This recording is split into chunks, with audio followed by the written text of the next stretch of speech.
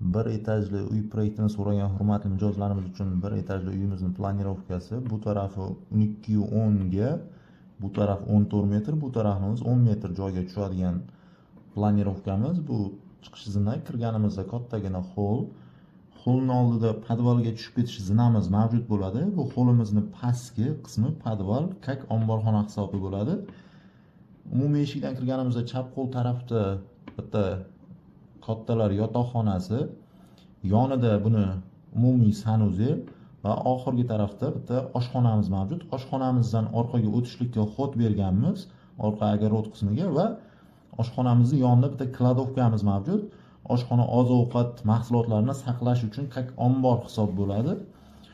Umumiy eshikdan kirganimizda chap qo'l tarafda ham bitta yotoqxonamiz mavjud bo'ladi. O'zini umumiy sanuzeliga ega yotoqxonamiz mavjud bo'ladi. Va bu tarafda ham, orqa tarafda ham bitta yotoqxonamiz mavjud bo'ladi. Buni kelishilgan holda bolalar xonasi qilib qo'yishlik ham mumkin. Kichkina joyga tushadigan proyektimiz. Kimga shunaqa proyekt xizmatlari kerak bo'ladigan bo'lsa, nomerlarimizni qoldiramiz, bizga bog'lanishliklaring mumkin. Shunaqa videolar ko'p chiqishini xohlasalaring like tugmasini bosib va bizga obuna bo'lib qo'yishni unutmanglar. E'tiborlaringiz uchun rahmat.